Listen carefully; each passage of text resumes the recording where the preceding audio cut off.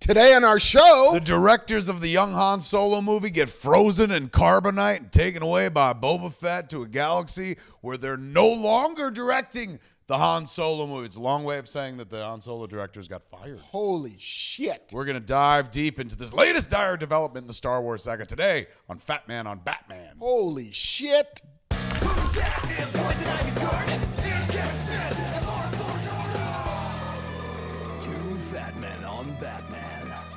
Welcome to Fat Man on Batman. I'm Kevin Smith. Holy shit. I'm Marc Bernardin. We still can't believe it. I can't believe it. Can you believe it? No, dude, this never happened. This is unprecedented, ladies and gentlemen. I asked Marc when he got here, I was like, you remember last time some director got replaced on a major motion picture deep into production? It's one thing if the creative differences in All pre. the time. That happened with Edgar Wright and Ant-Man and stuff like that. Sometimes you just don't blend well. Yeah, you all think it's working together. You all sit in a room for a while, like, we can do this, right? No, we can't do this. It's time to go our separate ways.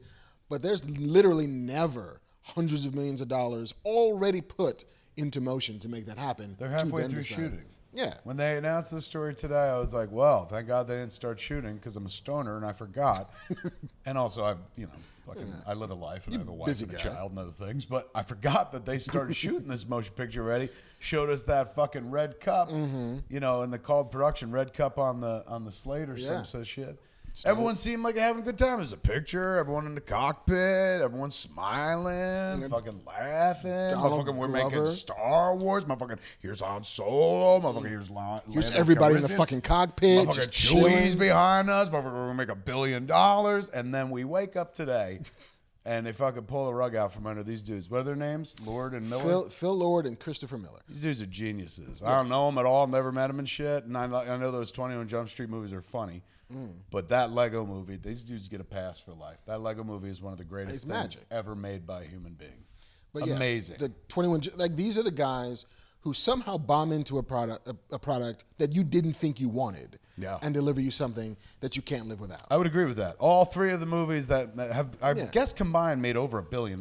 Yeah, easy. Those 21 Jump Street movies and the Lego movie. When I first heard, I didn't even watch the 21 Jump Street movies in theaters. I saw them at home and I was like, holy shit, this shit's genius.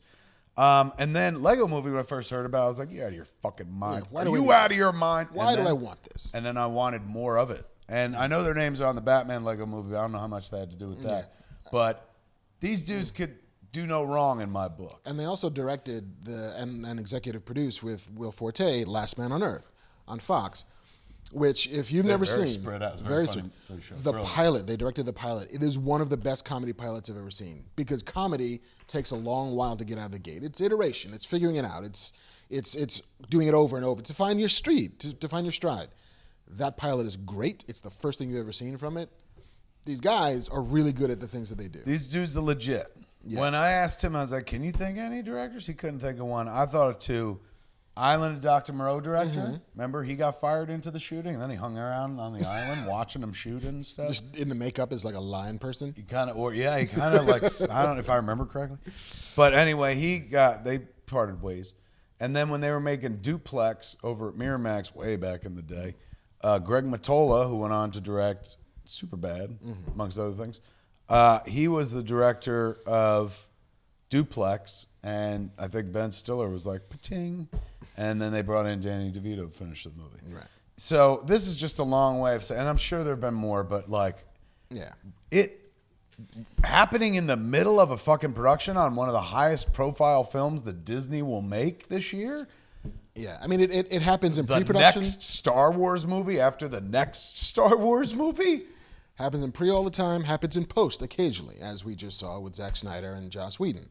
That when you finish production, when you're done being the army captain on set, and you're not finding it in post the way you need to find it in post, sometimes they will bring in another director and finish it off. They did it on Rogue One. Yeah, sometimes it's because of disaster in Zack's part, but sometimes it's you just didn't have it.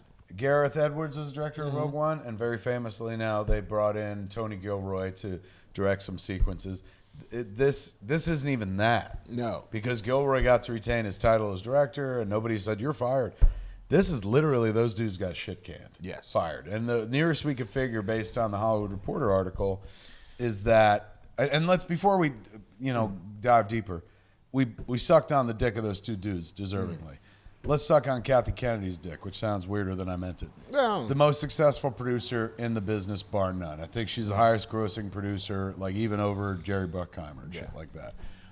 She is Star Wars legacy. Goes back how far with Lucasfilm? I mean, she goes back to she was a assistant on Raiders. And she was she on Empire as well?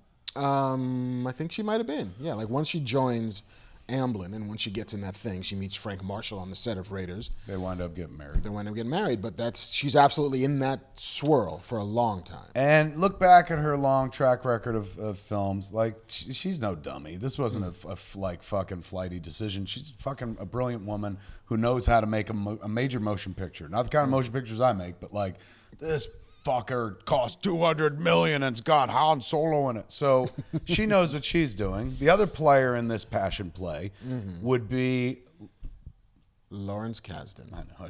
I got close to your hand. I felt like we should. It's all right. We can Lawrence Kasdan, the great Larry Kasdan, the man without whom there is no Empire Strike. Well, maybe there is, but it ain't as good as the Empire Strikes Back is. He wrote that screenplay, and he also wrote Raiders. Right.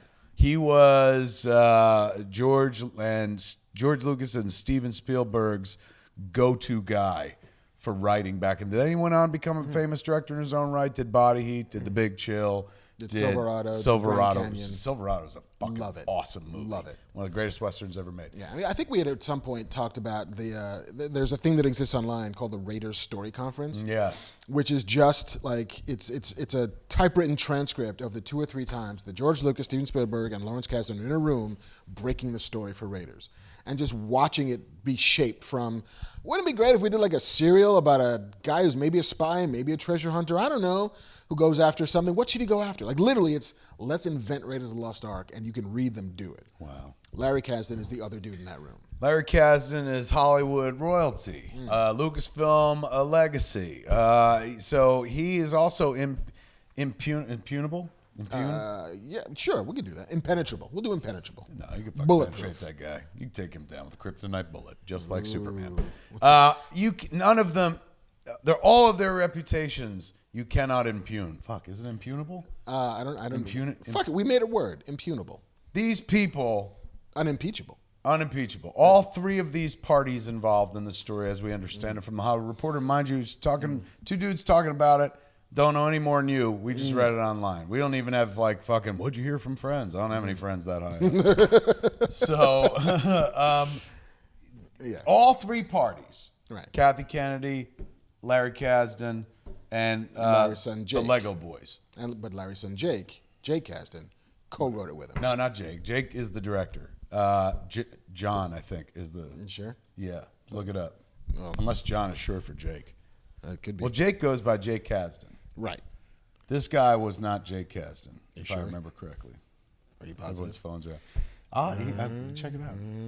I think it's not Jake. Unless Jake is suddenly going by a new name. But in any event, his kid is, I mean, I'm not taking his kid out of the equation saying, fuck him. No, but you're right. I'm sorry, John. Jon. Well done. I read the Hollywood Reporter. You only worked there. He reads the text we send him. I just send them. He did. He sent me that text. Okay, so he's like, without doing, all due respect to the kid, he's a newbie in this whole He's situation. not the reason why. No. It comes down to Larry Kasdan, Kathy Kennedy, and the Lego Boys. Lord and Miller. All 3 of them, like, I can see across the boards, like, none of these people are feckless. No. All of them have bona fides on the big budget level. This ain't like a couple Sundance kids made a cute movie and now they got a big budget flick. These cats did their time as well and turned fucking straw into gold. So who's the bad guy in this situation? Seems like there may be none. It just comes down to fucking that old chestnut creative differences. Right. I mean, here's the statements. There are 2 statements that got released today. One from Kathy Kennedy, which says, Phil Lord and Christopher Miller are talented filmmakers who have assembled an incredible cast and crew, but it's become clear that we They're fired! Yeah, but fuck them and their ass faces. But it's become clear that we had different creative visions on the film. We've decided to part ways. New director will be announced soon. That's Kathy Kennedy. Lord and Miller said, unfortunately, our vision and process weren't aligned with our partners in this project. We normally aren't fans of the phrase creative differences, but for once this cliche is true, we are really proud of the amazing and world-class work of our cast and crew. And they also added, everything is awesome. everything is cool when you're part of a team, which we are now not. Yes. Thanks a lot, Star Wars. And these are things that like you usually see the kind of releases that come out. Even Miller and Lord said it sounds like a cliche, creative differences. Nobody ever really knows what goes on beyond creative differences. But This time, those motherfuckers got fired. yeah, They got fired on Monday. Today's sneak Tuesday. attack too. I understand they Yeah. didn't even know it was going to Yeah. happen. It was just like they were blindsided, going, "You're kidding." Production had been at a hiatus or a halt. They seem to be doing that now with the Star Wars movies. Get a little deep in, then take a breather to figure. They did it on Force Awakens. They had to when Harrison Ford busted his leg. They did it on Rogue One, and that's led them to the reshooting or the Tony Gilroy of it all. And now it looks like they were planning to do it for this movie as well. Right. So the way I understand it, again, just from the articles I've read, these cats went into the break going, all right, well, they said in the article that it was to assess, I think it was the Hollywood Reporter article, to assess where they were in the movie Right. and to like clear the air, which the second part of the statement, clear the air, is the more telling than the first. That means there's air to clear. Right. That means that there was some sort of conflict between Miller and Lord and the Kasdan boys. Or Miller and Lord and Kathy Kennedy. But Right. as the Hollywood Reporter tells us, it was, and again, you keep throwing Kasdan boys in. It's Lawrence Kasdan. This is Lawrence But it's Kasdan. Lawrence Kasdan also advocating for his son. So you get a bit of that in there too. Yeah, but he wrote it too. But, Yeah. but it's not, I honestly feel like he's got a reputation as being like do the script. And these guys, the Lego boys, they're the cats that are like, say something funny. Yeah, they came out of TV and they're like, hey, fuck it. We got funny people. We cast funny people. And there's no wrong way. Like some people are like, well, I like my Star Wars very serious. Well, Star Wars has always had a sense of humor to it. And maybe these guys are just going to jack it up a little bit. And there's nothing wrong with that and stuff. Yeah. But their vision for the movie apparently very different from Yeah. the house version of the movie, which is written by Lawrence Kasdan and his kid. And Kathy is George Lucas for all intents and purposes. And you can't, I'm not saying they're wrong, but it's like you can't argue with her. Yeah, like there's no wrong or right choice. There's the choice you make when you're confronted with these two options. And she chose, I'm going to go with legacy. I'm going to go with the dudes who pretty much gave us the Han Solo that everybody loves. She backed her boy. She backed Yeah. Lawrence Kasdan, Larry Kasdan, who she's known for 40 years. Yeah. That makes absolute sense. Yes, who also delivered big beyond whatever the fuck else we're talking about. He co-wrote Force Awakens. He helped save Force Awakens at one point, if I remember correctly, right? Like, Yeah, I mean, the two of them, like he's got screenplay credit. There's all of these, like the documentation of the shoot where it's him and JJ sitting next to each other on the set, like going over the script. Like he was in the first reading when you saw that cast picture. Everybody sitting around, like, there's Lawrence Kasdan in the corner. Like he was everyone's there, like, where's Michael Arndt? I'm sure he'll be here later on. crying in his Toy Story 3 money. He's like, I'm wiping my tears with all that fucking fat Woody money. To infinity and beyond, making it rain. It's not the first time Star Wars has fired somebody or, parted ways. Michael Arndt, as we just talked about. Josh Trank, Yeah, the director of Fantastic Four, and now he's directing a movie with Tom Hardy right now. So he's working again. He's out of movie jail. Good for Josh Trank. But Josh Trank was let go from the Boba Fett movie. yeah. I don't In think I favor broke of- that. I think everyone knew that. It was Yeah. the Boba Fett movie. But and now they got nobody on the Boba Fett movie. I don't think they picked up another director. No. So it's not unheard of, but it's very unheard of in the movie business, or at least so rare that it makes the front page of everything. Yeah. That midway through production, you fucking change horses midstream, you cut your directors loose. Like those dudes were fired. Color it any way you want, creative differences, whatnot. But they were like, I'm sorry, this is as far as you go. And they didn't know it was going to happen. They knew a minute before we did, apparently. Yeah, like suddenly their key cards don't work on the door, and there's a security dude outside. This may be one of the only documented cases in Hollywood history where the writer can't be fucked with. You know what I'm saying? The writer's always like tossed aside, bent over and shit like this, but man, he was on Hoth, bitch. You cannot fuck with a writer who was on Hoth. No. And I don't think they fucked with him. I just think these cats were like, oh my God, we've made over $1 billion for other studios fucking doing this, and you hired us. Like, You knew what we would do. that's you knew the how thing. we did Like, it. that's the weird thing. It's like, at one point I was talking to Jen. Jen, my wife, was just like, when Marc showed up, she was like, finally, you can go talk about this with somebody who gives a shit. Because I was just sitting downstairs going like, what does this mean? And going through every scenario and shit like that.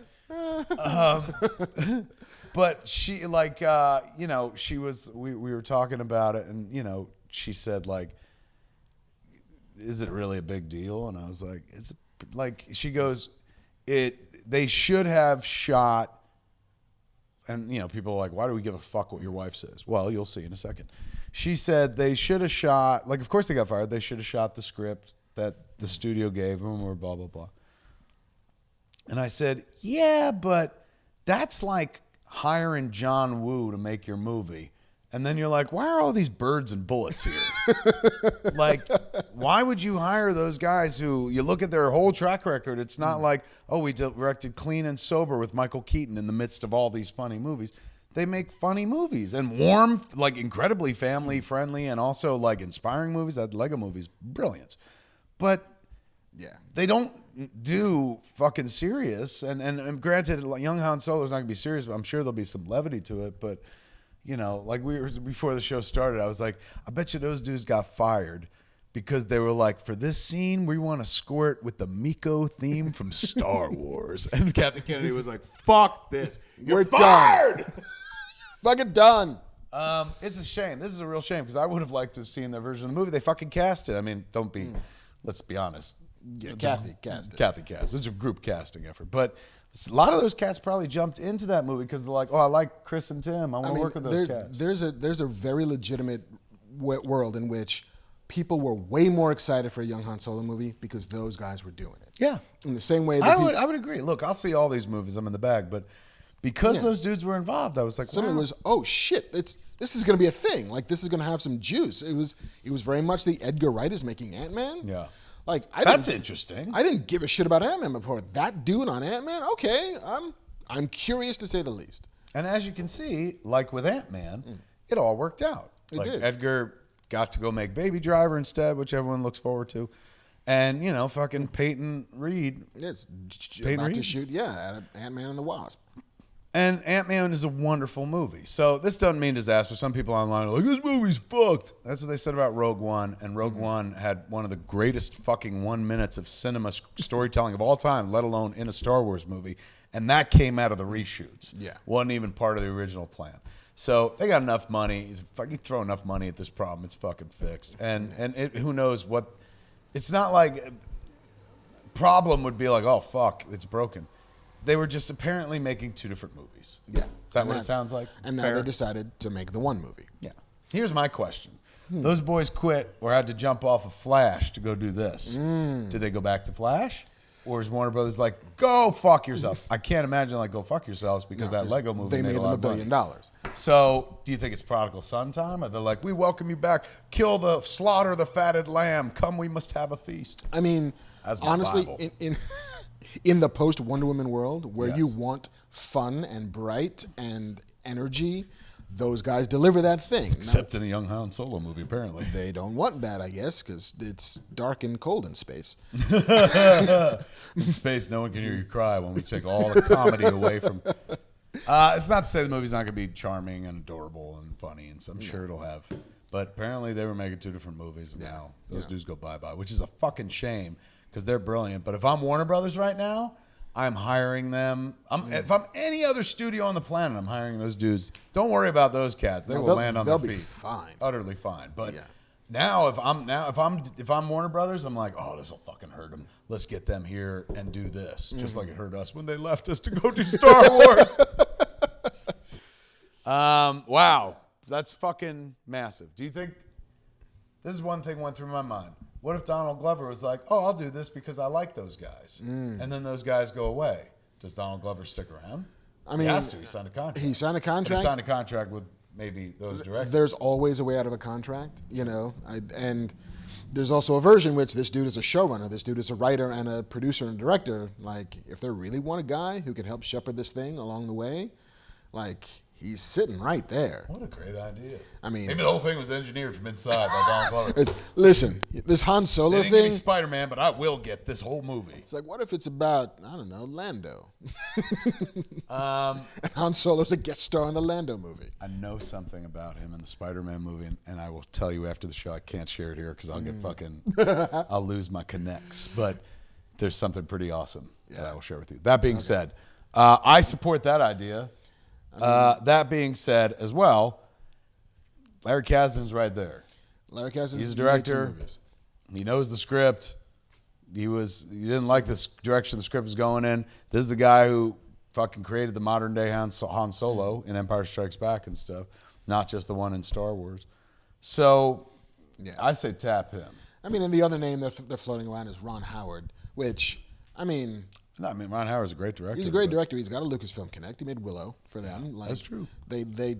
He can absolutely just swing into a Mad movie, Mardigan. find the humor that they want it to be, and Yep. execute on a high level with a high budget, which is a thing that, for as great as Larry Kasdan is as a writer and as a director of actors, he's never made a movie like this before. And he'd be like, oh, please, let that phone ring. Just Come on, man, that race driving movie didn't work out, please. What was the last movie he did? The race driving movie? No, he did the In the Heart of the Sea. The Moby Dick. Oh, please. Please. I had fucking Thor fighting a whale and nobody went. Hey, man, I made Tusk, so I got no room to talk. I'd be all for a Ron Howard version of the movie, sure. Look, I don't give a fuck. Get somebody in the director chair, finish this movie, because I'm in the bag, as previously stated. But I think it's a damn shame we're not going to see what those dudes might have done. But hell hath no fury like a comic scorned, so I think it's going to result in a bunch of great jokes in whatever they do next. I'm sure it will. And I'm sure there's also, as I'm imagining there always is, some circuit in Hollywood where motherfuckers get to see the stuff that nobody else gets to see. Like here's the Dead Pilot Society where we all watch the shit that didn't get picked up. You think somewhere there's a tape of the movie that... I mean, I bet you they've got some of that footage, like on laptops and whatever. I wonder if like they fire them and they're like, we'll expect all that back, please. Have to, right? I mean, I'm sure they would hope that their hard drives would be wiped, but... It's a crazy situation. I know everyone's put out nice statements and shit, but this is... Yeah. in the first world, this is fucking topsy-turvy, upside down. Yeah. It's nuts. And like everybody wants the drama on the screen, not behind the screen. And this is the thing that nobody wants, which is everybody just calling shit into question for reasons that we don't know if they'll manifest on the final product. But to be fair, they did the same shit on Rogue One. Yep. And Rogue One was a delight. So it's a pickle. It sucks, but hey, man, we're still getting a Star Wars movie. Yeah, maybe it'll be awesome. Yeah. Who the fuck knows? Probably be awesome. Yeah. There it is. That's for two. We did spend for two guys that have nothing to do with the situation. Just interested, curious, outside parties. We're like fucking two old dudes at the Muppet Theater. Ready to go to do some more Star Wars pictures with those young guys. Why don't you let Ron Howard do it and let him out of his cocoon? You should call Danny Glover. He's not too old for this shit. From the Statler and World War of the comic book world, man. That is Fat Man on Batman for today. I've been Kevin Smith. I've been Marc Bernardin. And you be good at your job or you will get fired, as we saw today. Hey, Phil? Yeah? No, to come in today. Call us. Hey, Phil and Tim, you want to come somewhere and talk about this? No, I'm sure they won't. I'm sure it's all fucking fine. Till it's not.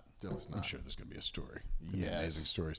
I'm telling you, when I first saw that, I was like, these dudes either woke up with fucking dead girl or live boy. And then it wasn't that at all. It was just creative differences. Yes. As far as we know. Yes. There it is, man. And again, we don't know shit. Nope. Except what we read in the Hollywood We're Reporter. reading things to you. Yeah, that's it. We read the news, digest it, and spitball about it. Yeah, we spitball it baby bird style into your mouth. And our opinion, like yours, is worth absolutely fucking nothing. God, that was hot. Right? Yeah, like, Thank you. there it is. We went out on a gross note. Let's make it relevant to the fucking show, though. That bird that was being fed, the penguin. Yes! There it is. For Fat Man on Batman, I've been Kevin Smith. And I have been Marc Bernardin. Come back next episode, same fat time, same fat channel, smodcast.com, or YouTube.com/Kevin Smith.